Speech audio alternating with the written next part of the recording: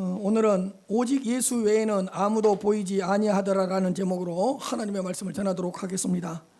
성령의 크신 역사가 여러분들 심령 가운데 함께 하시기를 주님 이름으로 축복합니다.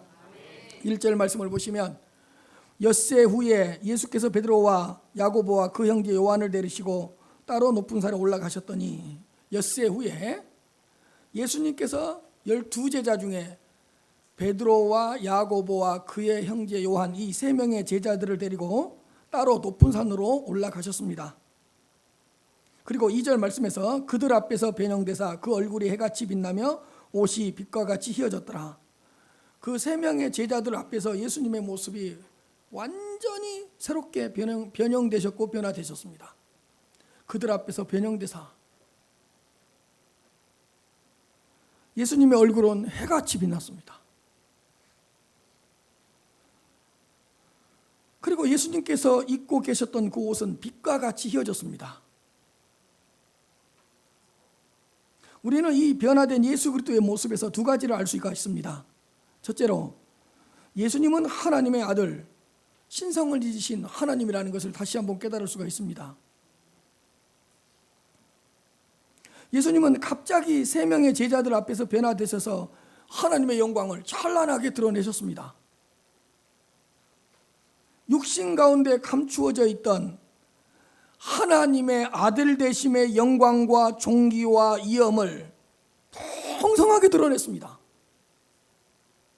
그들 앞에서 변형되사 그 얼굴이 해같이 빛나며 옷이 빛과 같이 휘어졌더라.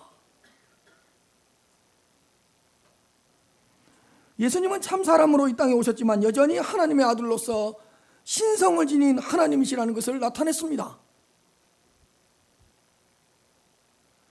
예수님은 하나님의 아들 되심을 매번 풍성하게 드러내지는 않았습니다. 신성을 지닌 하나님이심을 매번 날마다 부요하게 나타내지는 않으셨습니다.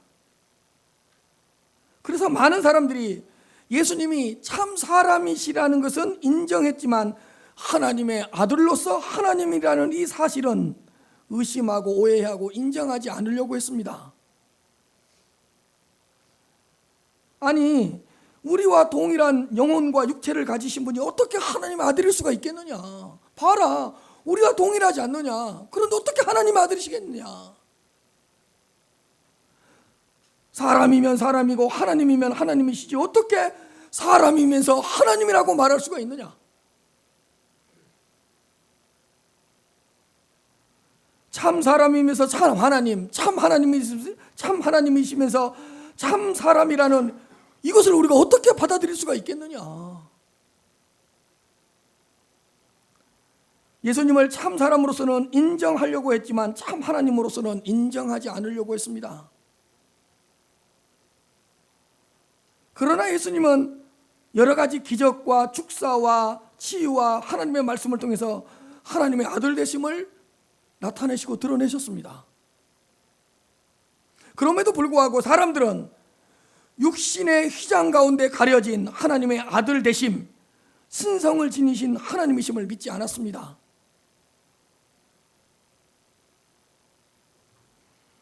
그렇기 때문에 예수님은 세 제자들 앞에서 하나님의 아들 되심, 신성을 지닌 하나님이심을 풍성하게 드러냈습니다.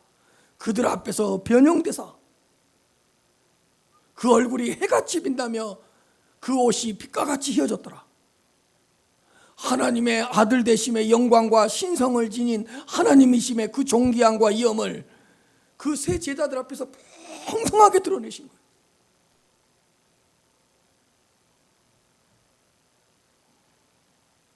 세 제자들 앞에서 예수님은 어떤 분이신가를 다시 한번 깨닫게 하신 것입니다.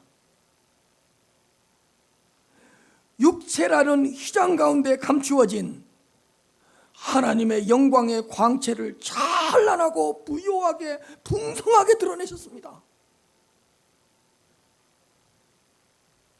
그러므로 사랑하는 성도 여러분, 우리 예수님은 참 사람으로 이 땅에 오셨지만 여전히 하나님의 아들로서 신성을 지닌 하나님이시라는 것을 믿으시기를 바랍니다. 믿음의 눈으로 그 예수 그리스도의 하나님의 아들 되심과 그 예수 그리스도의 신성까지 볼 수 있는 그런 신앙의 수준까지 올라가기를 주님의 이름으로 축복합니다. 두 번째로,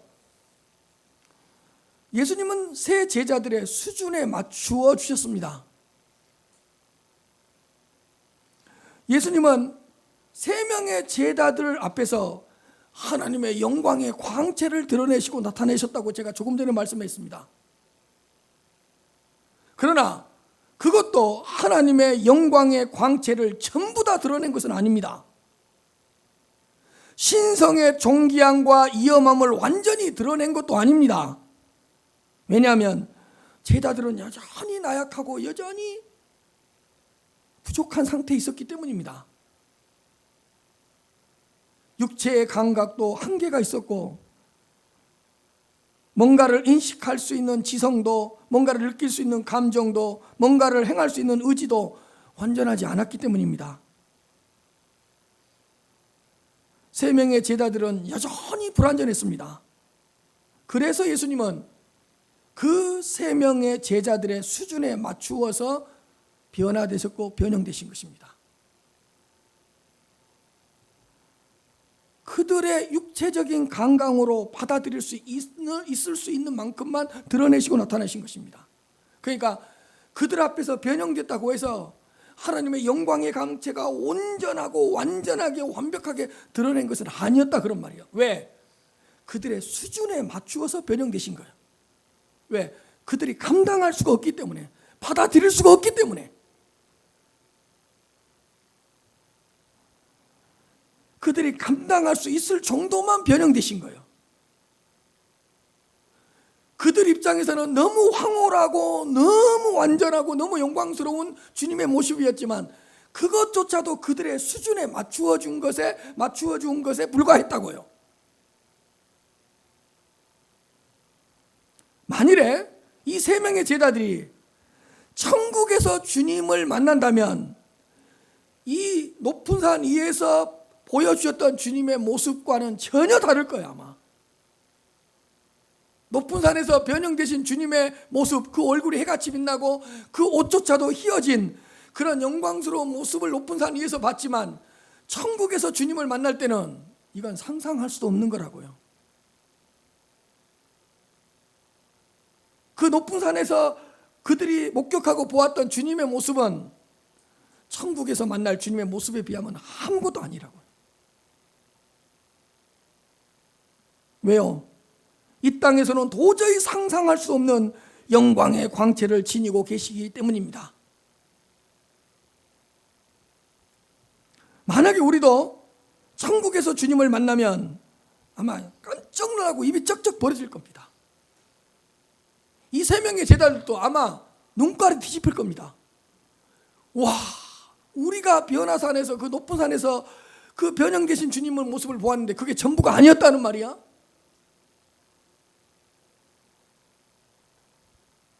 우리가 천국에서 온전히 영화가 된 그 상태로 주님을 맞이하게 되면 이 땅에서 본 것과는 너무도 다른 모습일 겁니다.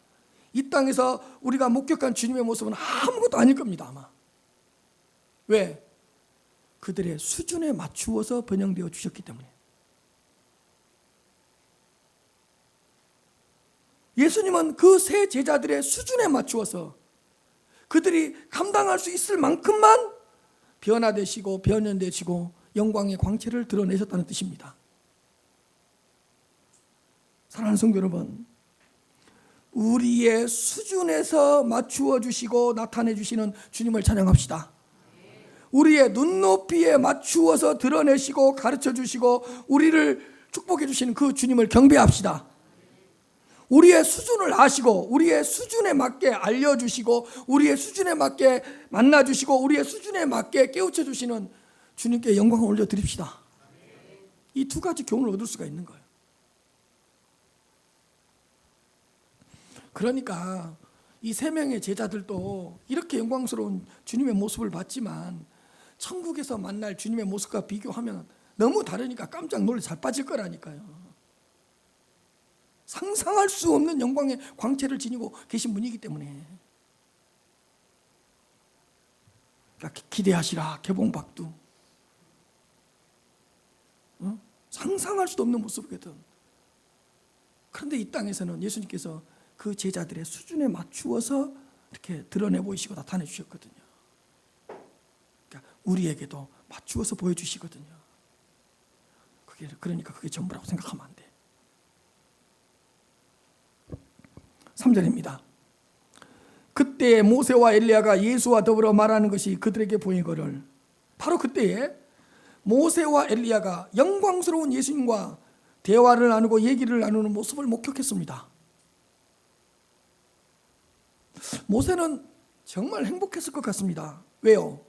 모세는 율법을 통해서 예수님께서 오실 것이라는 것을 그렇게 가르치고 그렇게 선포했는데 그 예수님을 직접 만나고 있으니 얼마나 행복했겠습니까?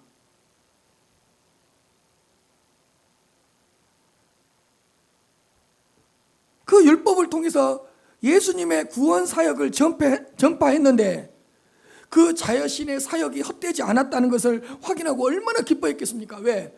자신이 그렇게 율법을 통해서 가르치고 전했던 그 예수님이 구원의 완성을 이루시고 구속의 완성을 이루시려고 지금 자신 앞에 서 있으니 얼마나 행복했겠어요. 아, 내 사역이 헛되지 않았구나.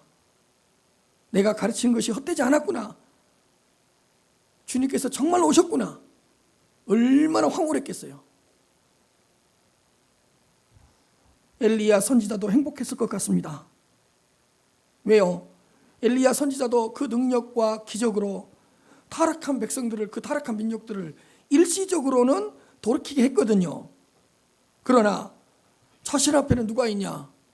죄인들을 구원하시고 영원히 구원하시고 영원한 생명을 주시고 영원한 구원을 완성시키실 그 예수님을 만나고 있으니 엘리야가 얼마나 황홀했겠어요.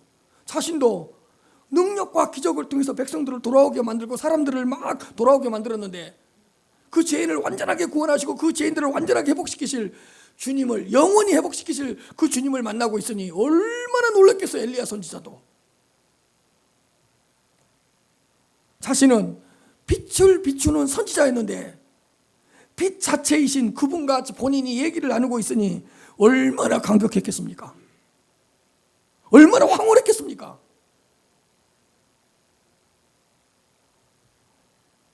이 세 명의 제자들은 모세를 보고 놀랐고 엘리야를 보고 놀랬고 또 모세와 엘리야가 예수님과 대화하는 것을 보고 놀랐습니다. 그때에 모세와 엘리야가 예수와 더불어 말하는 것이 그들에게 보이거늘.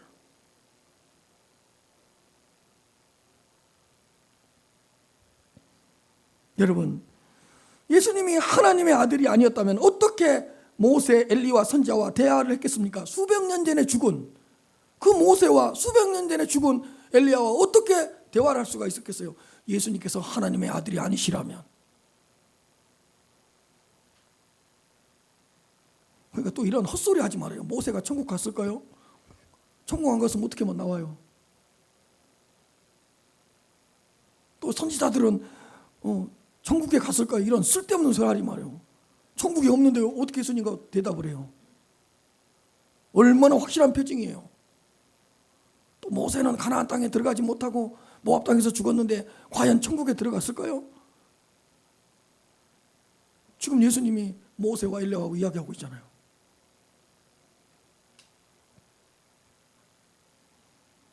하나님의 아들로서 하나님이시기 때문에 수백 년 전에 죽은 모세와 엘리야를 살려내서 얘기를 나누고 있잖아요. 예수님은 모세와 엘리야와의 대화를 통해서 자신이 하나님의 아들로서 신성을 지신 하나님이시라는 것을 다시 한번 드러내신 것입니다. 그때 베드로가 이렇게 이야기합니다. 4절. 베드로가 예수께 여쭈어 이르되 주여 우리가 여기 있는 것이 좋사오니 만일 주께서 원하시면 내가 여기서 초막 셋을 짓되 하나는 주님을 위하여 하나는 모세를 위하여 하나는 엘리야를 위하여 하리이다. 베드로가 예수님께 이렇게 여쭙니다. 주여 여기 있는 것이 참 좋습니다. 만약에 주님께서 원하시기만 한다면 내가 초막 셋을 지어서 하나는 주님을 모시고 하나는 모세를 모시고 하나는 엘리야를 모시고 싶습니다. 이렇게 해도 되겠습니까? 예수님께 여쭈었어요. 베드로는 지금 그 순간이, 지금 이 순간이 굉장히 기쁘고 행복했던 것 같습니다. 그러니까 아예 산에서 머무르고 싶은 거예요. 그 산에서 살고 싶은 거예요. 초막셋을 짓고. 왜? 그 지금 이 순간이 너무 황홀해서 오랫동안 간직하고 싶었던 것 같습니다.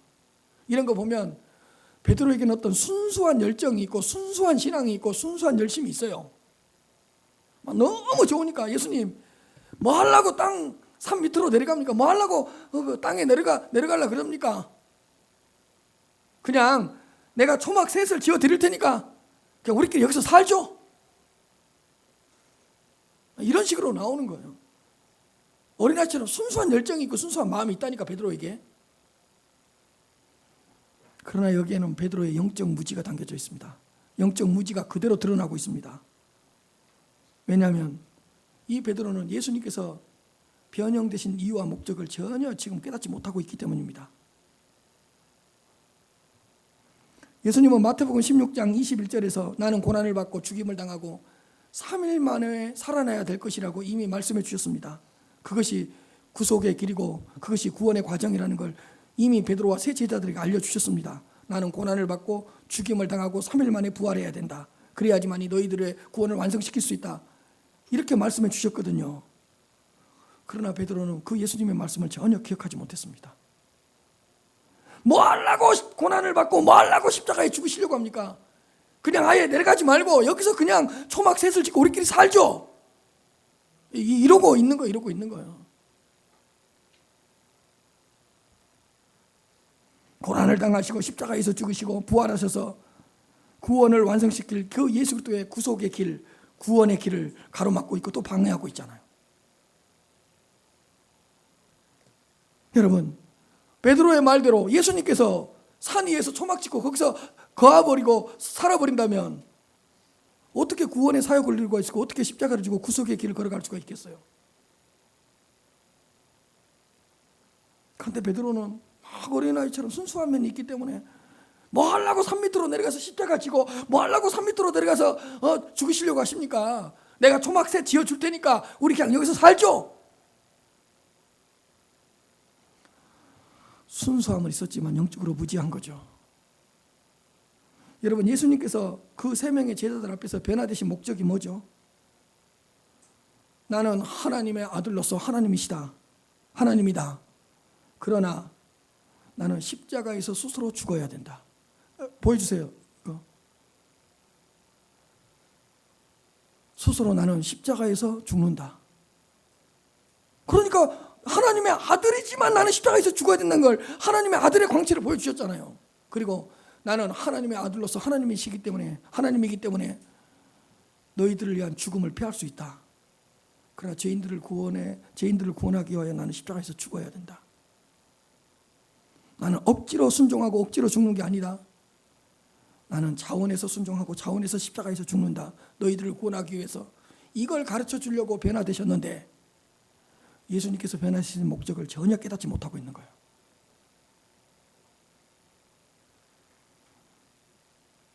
베드로는 너무 빨리 영광에 도취되었습니다. 고난과 죽으심을 통과한 후에 영광을 바라보지 못했습니다. 고난을 통과하고 죽음을 통과한 후에 부활의 영광과 그 부활의 기쁨을 맛볼 수 있는데 십자가 없는 영광, 죽음 없는 부활이라는 헛된 망상에 사로잡혀 버렸습니다. 고난 가운데 영광이 있습니다. 십자가의 죽음 가운데 부활이 있습니다. 그러므로 우리는 예수 그리스도의 고난과 예수 그리스도의 죽음과 예수 그리스도의 부활의 길을 잘 따라갈 수 있는 그런 성도님들이 되시기를 바랍니다. 초막 새 짓고 여기서 살자 그러지 말고 사명을 감당하러 내려가야 될 거 아니에요. 산 밑으로.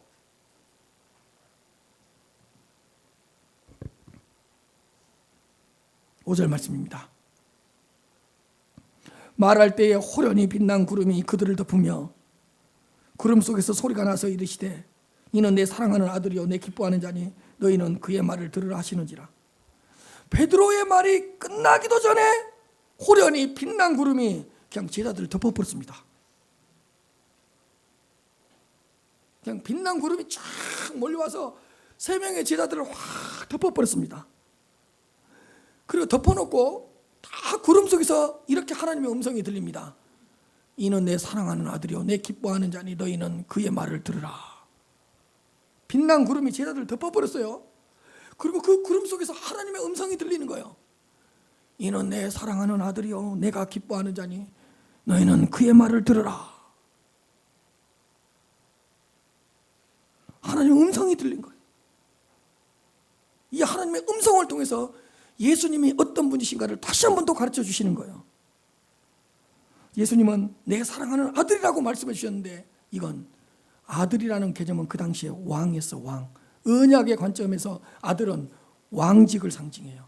그러니까 내 사랑하는 아들이다, 이 말은 예수 그리스도가 인류를 다스리고 통치할 왕이다, 너희들의 왕이다, 이걸 딱 선포해 주신 거예요. 그리고 내가 기뻐하는 자다, 이 말은 자기 자신을 제물로 드리고 자기 자신을 통해서 하나님의 뜻을 다 이루시는 대제사장이다. 그러니까 이 예수는 너희들의 왕이요 너희들의 제사장이다, 이걸 다시 한번 깨닫게 해주시는 거예요. 왕은 다스리고 통치하는 거잖아요. 제사장은 제물을 올려드리는 역할인데, 예수님은 자기 자신을 제물로 올려드리시고 하나님의 뜻을 다 이루셨잖아요. 그래서 우리의 대제사장이 되어주셨잖아요. 예수님께서 이는 내 사랑하는 아들이요 라고 말할 때, 이 예수가 너희들의 왕이다, 이는 내가 기뻐하는 자다 라고 말씀해 줄 때는 이 예수가 너희들을 위하여 십자가에서 죽으실 희생 제물이고 너희들을 위하여 하나님의 뜻을 다 이루실 제사장이다, 이렇게 선포해 주시는 거예요. 예수님은 우리의 왕이시면서 제사장이십니다. 예수님은 우리의 제사장이시면서 왕이십니다. 이 두 가지를 고백하면서 신앙생활을 합시다.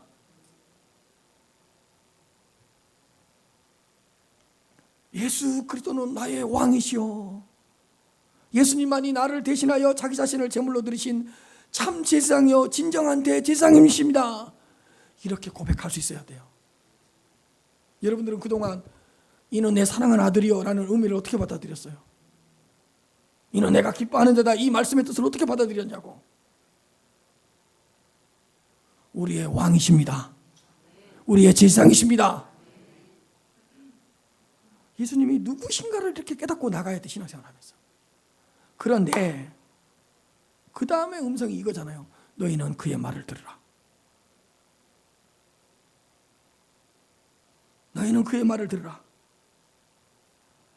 사랑하는 아들의 말씀을 들으라고 말씀하십니다. 내가 기뻐하는 자의 말씀을 들으라고 말씀하십니다. 예수님의 말씀을 잘 들으라고 말씀하셨습니다. 너희는 그의 말을 들으라. 너희는 그의 말을 들으라. 귀 있는 자는 예수 그리스도의 말씀을 들으라고 초청하시는 것입니다. 너희는 그의 말을 들으라. 그의 말을 들으라. 너희는 그의 말을 들으라. 오직 예수 그리스도의 말씀만 들어라. 오직 예수 그리스도의 말씀만을 귀를 열고 들어라. 너희는 그의 말을 들으라. 너희는 그의 말을 들으라. 사랑하는 성도 여러분, 다른 말 듣지 말고 예수 그리스도의 말씀을 들으시기를 바랍니다. 예수 그리스도의 말씀을 들으시되 잘 들으시기를 바랍니다. 예수 그리스도의 말씀을 들으면 구원받습니다. 예수 그리스도의 말씀을 들으면 믿음이 생깁니다. 예수 그리스도의 말씀을 잘 들으면 하나님을 깊이 만날 수 있습니다. 너희는 그의 말을 들으라. 예수 그리스도의 말씀을 들을 때 능력이 생기고, 예수 그리스도의 말씀을 들을 때 믿음이 성장하고, 예수 그리스도의 말씀을 들을 때 우리의 영혼이 새롭게 됩니다. 너희는 그의 말을 들으라. 너희는 그의 말을 들으라. 예수 그리스도의 말씀을 들으면 사단의 유혹을 이겨낼 수 있습니다. 너희는 그의 말을 들으라. 너희는 그의 말을 들으라. 기독교는 들음의 종교입니다. 기독교는 듣는 종교라는 뜻이에요. 뭘 들어요? 너희는 그의 말을 들으라. 예수 그리스도의 말씀을 듣는 종교가 기독교예요. 너희는 그의 말을 들으라. 이는 내 사랑하는 아들이요 내 기뻐하는 자니 너희는 그의 말을 들으라. 기독교는 보는 예배가 아니라 무슨 예배예요? 듣는 예배예요. 어떤 의식적인 것을 보여주는 예배가 아니라 예수 그리스도의 말씀을 듣는 것이 예배예요.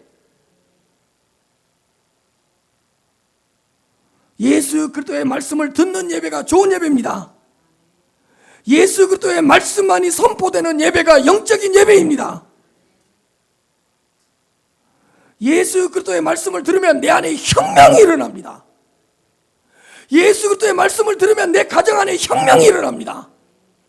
예수 그리스도의 말씀을 들으면 예수 그리스도의 말씀을 듣는 교회는 부흥이 일어납니다. 개혁이 일어납니다. 그 교회 안에 혁명이 일어납니다. 너희는 그의 말을 들으라. 너희 교회는 그의 말을 들으라. 너희 나라는 그의 말을 들으라. 너희 지역은 그의 말을 들으라.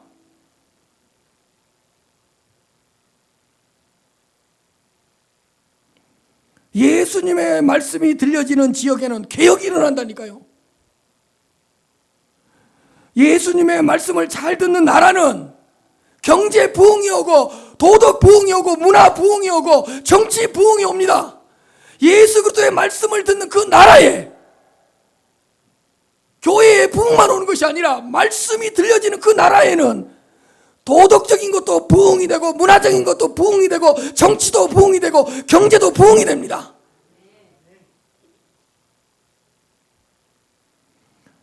예수 그리스도의 말씀을 잘 듣는 민족에게는 도덕도 회복되고 윤리도 회복됩니다. 그러니까 예수 그리스도의 말씀을 들어야 돼요. 너희는 그의 말을 들으라. 이는 내 사랑하는 아들이요 내 기뻐하는 자니 너희는 그의 말만 들으라.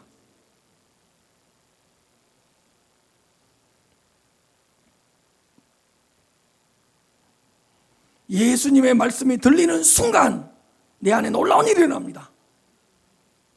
예수 그리스도의 말씀이 우리 가정에 들려지는 순간 놀라운 역사가 일어납니다.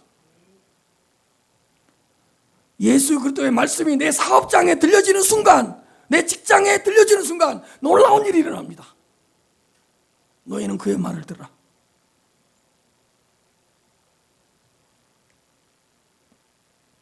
그러므로 가장 먼저 예수 그리스도의 말씀을 들으시기를 바랍니다. 예수 그리스도의 말씀을 듣고 가르쳐야 되고 예수 그리스도의 말씀을 듣고 선포해야 되고 예수 그리스도의 말씀을 듣고 전도해야 됩니다. 뭐가 먼저예요? 너희는 그의 말을 들으라. 그의 말을 듣는 것이 먼저예요.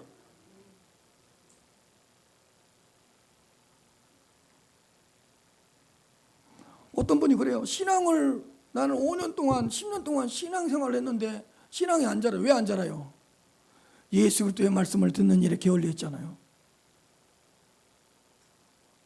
목사님, 내 안에는 뭔가 변화가 일어나지 않아요. 왜 변화가 일어나지 않아요? 예수 그리스도의 말씀을 들었어야죠. 너희는 그의 말을 들으라.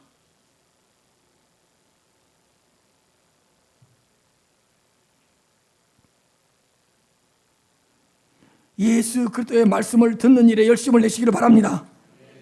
예수 그리스도의 말씀을 들을 때 영적으로 성장하고 영적으로 성숙합니다. 우리에게 부족한 것이 있다면 듣는 거예요. 말씀을 듣는 것이 부족해요. 듣는 열심이 부족해요.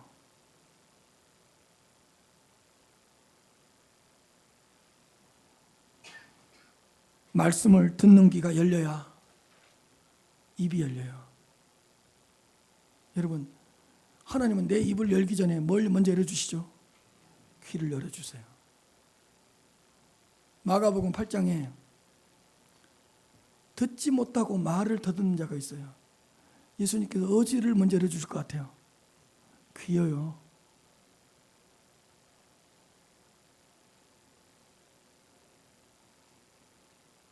예수 그리스도의 말씀을 듣는 시간에 졸면 아무 일도 안 일어나요. 예수 20년 믿어 보세요.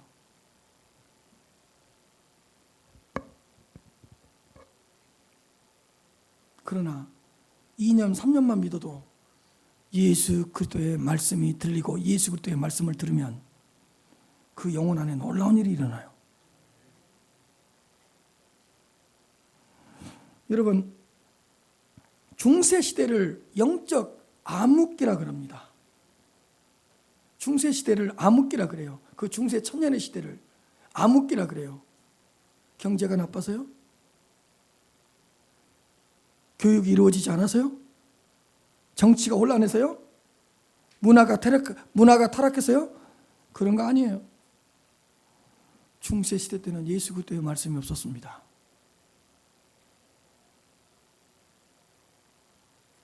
예수 그리스도의 말씀이 들리지 않았습니다. 예수 그리스도의 말씀이 선포되지 않았습니다. 들을 수 있는 예수 그리스도의 말씀이 없었습니다. 왜? 사제들이 예수 그리스도의 말씀을 전하지 않았으니까. 그래서 중세를 암흑기라 그런 거야. 여러분들 인생 가운데 언제가 암흑기인지 아세요? 돈 없을 때? 건강이 무너졌을 때? 실패했을 때? 천만의 말씀이에요. 예수 그리스도의 말씀을 듣지 않을 때가 암흑기예요.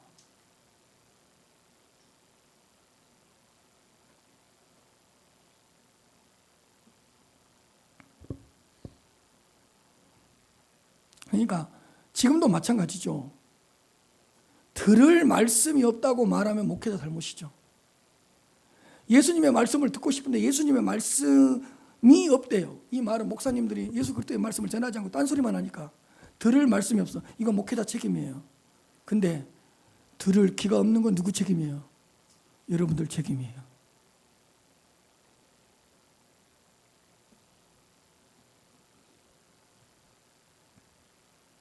중세시대 때는 예수 그리스도의 말씀을 듣고 싶은데 예수 그리스도의 말씀을 전하는 사제가 없었어요.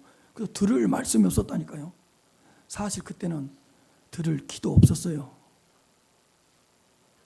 그래서 중세 청년을 암흑기라 그러는 거예요. 막 우리는 그러죠. 경제가 나빠지니까 암흑기고 정치가 혼란스러워지니까 암흑기고 뭔가 문화가 타락하니까 암흑기라 그러죠.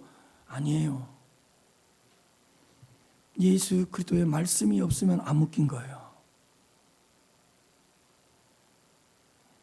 히브리서 1장 1절부터 2절까지의 말씀입니다.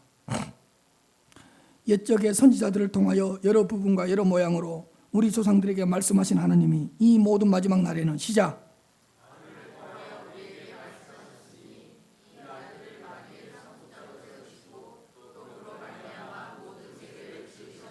아들을 통하여 우리에게 말씀해 주셨다. 그러니까 아들의 음성을 들어야 돼. 아들의 말씀을 들어야 돼.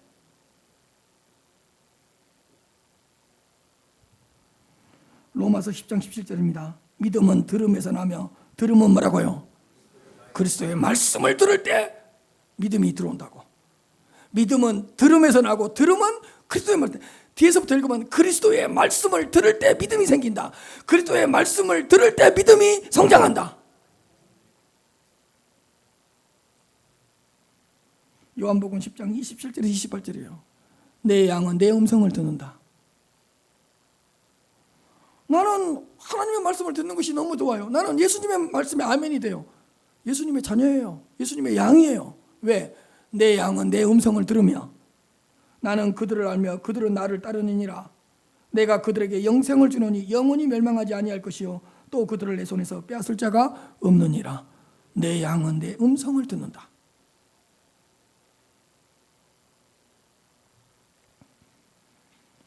그러므로 사랑하는 성도 여러분, 예수 그리스도의 말씀을 듣는 일에 열심을 내시기를 바랍니다. 귀가 열리면 입이 열리고, 귀가 열리면 눈이 열리고, 귀가 열리면 모든 것이 열립니다. 너희는 그의 말을 들으라. 6절 말씀입니다. 제자들이 듣고 엎드려 심히 두려워하니 막 빛난 구름이 덮어버렸죠. 막 구름 속에서 막 하나님의 음성이 들리죠. 그러니까 그 제자들이 그 하나님의 음성을 듣고 막 엎드리고 막 힘이 두려워했어요.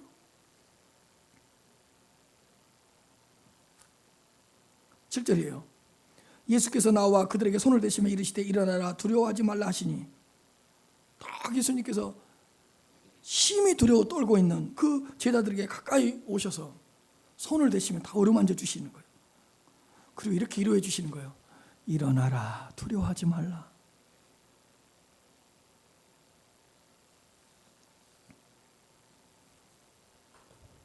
막 하나님의 음성을 듣고 하나님 앞에서 막 두려워 떠는 제자들을 주님께서 이렇게 세워주셨고 두려움을 없애주셨고, 여러분, 오직 예수 그리스도만이 하나님 앞에 우리를 안전하게 서게 할 수 있습니다. 이렇게 세워주시잖아요. 하나님 앞에서, 하나님의 음성 앞에서 두려워하고 심히 떨고 있는 그들을 예수 그리스도께서 오셔서 어루만져 주시면서 일어나라, 두려워하지 말라. 오직 예수 그리스도만이 두려움 없이 평안하게 하나님 앞에 나아갈 수 있도록 도와줄 수 있으신 유일한 신분이십니다. 예수님이 이렇게 세워주잖아요. 여러분, 하나님 앞에서 두려워 떠는 자를 누가 이루어줄 수가 있겠어요? 그 하나님 앞에서 공포심에 시달리고 있는 그 사람을 누가 세워줄 수가 있겠냐고요. 누가 다가오셨죠? 예수 그리스도께서. 예수 그리스도밖에 없습니다. 예수 그리스도 외에는 없습니다. 오직 예수 그리스도만이 우리가 하나님 앞에 담대하고 당당하게 설 수 있도록 붙들어 주십니다. 일어나라, 두려워하지 말라. 그러므로 하나님 앞에 나아갈 때 예수 그리스도를 붙잡으시기 바랍니다. 하나님을 만나기 전에 누구를 만나야 돼요? 예수님을 만나야 되고, 하나님께 나아가기 전에 먼저 누구한테 나가야 돼요? 예수님께 나가야 돼요. 그러면 하나님 앞에 두려워하지 않고 설 수 있어요. 그리고 나서 놀라운 일이 펼쳐집니다. 8절이에요. 읽읍시다. 시작.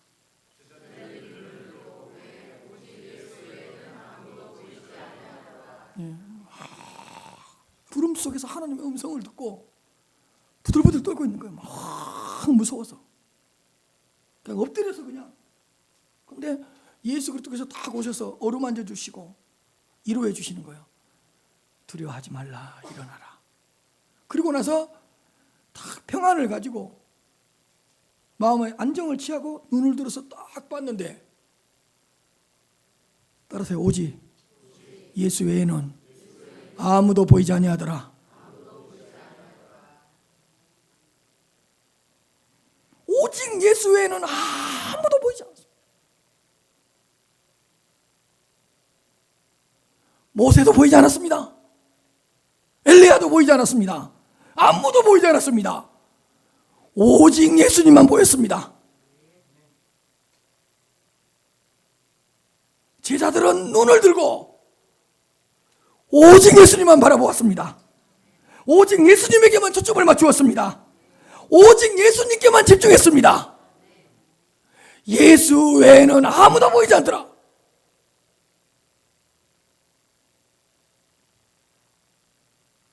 제가 이 말씀 앞에서 한참을 머물렀습니다. 내 눈에 오직 예수 외에는 아무도 보이지 아니하더라.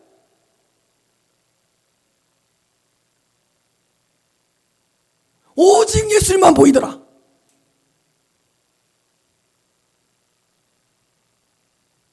사랑하는 성도 여러분, 오직 예수님 외에는 아무도 보이지 않았으면 좋겠습니다.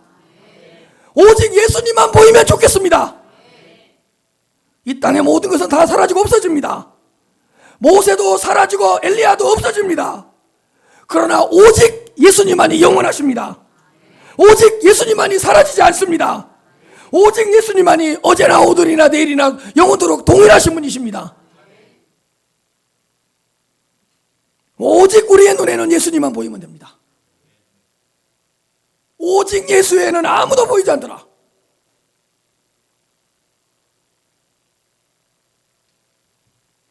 예수님만 계시면 됩니다.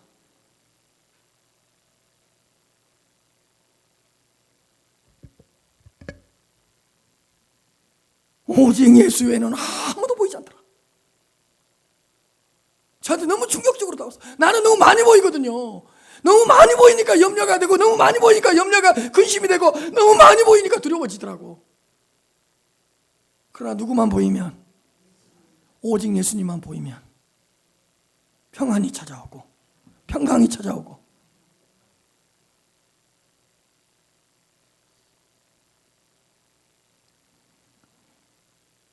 사랑하는 성도 여러분, 구원받고 싶습니까? 오직 예수님만 바라보시기 바랍니다. 천국 백성이 되고 싶습니까? 오직 예수님만 바라보시길 바랍니다. 좌절과 절망 가운데 있습니까? 오직 예수님만 바라보시기를 바랍니다. 오직 예수님 외에는 아무것도 보지 마시기를 바랍니다. 기도 응답을 받고 싶습니까? 예수님만 바라보시기 바랍니다. 수고하고 무거운 짐이 있습니까? 오직 예수님만 바라보시기를 바랍니다. 오직 예수 외에는 아무도 보이지 아니하더라.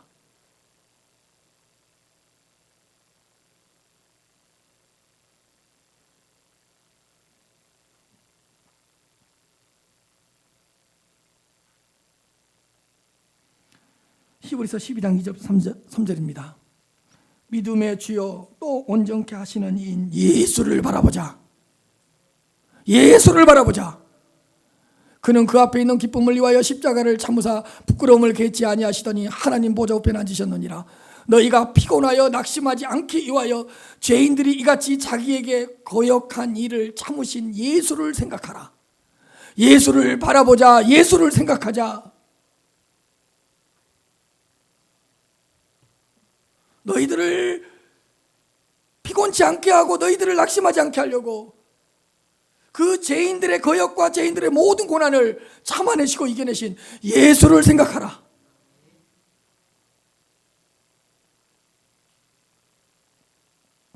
오직 예수에는 아무것도 보이지 않더라.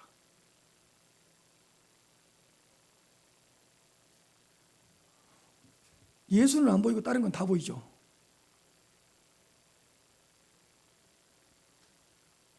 어떻게 된 거예요?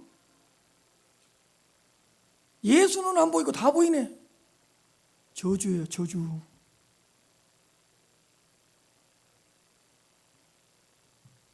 내 눈에 예수가 안 보이는데 그게 멸망이고 저주지 뭐예요? 뭐가 축복이에요? 오직 예수 외에는 아무도 보이지 아니하더라.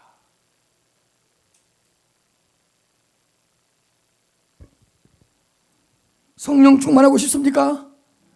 예수 그리스도만 바라보시기를 바랍니다. 하나님을 더 알고 싶습니까?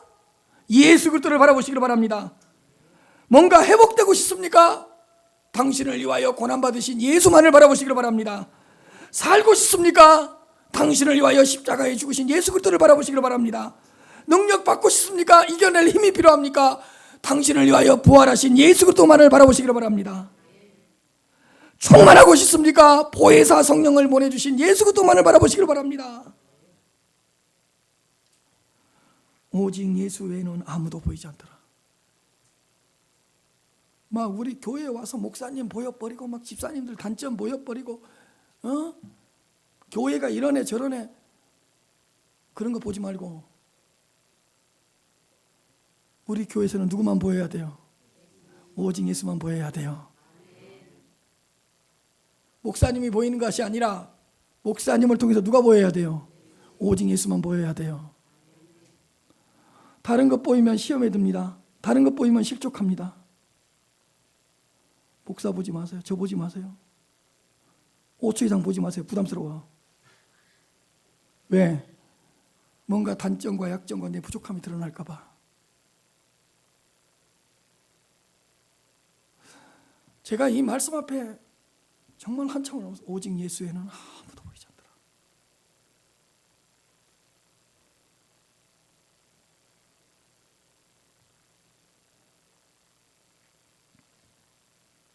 예수님은 우리의 생명이고 예수님이 우리의 부활이고 예수님은 우리의 피난처고 예수 그리스도만이 우리의 소망이고 예수 그리스도만이 우리의 전부이십니다. 우리의 전부이신 예수님만 바라봅시다.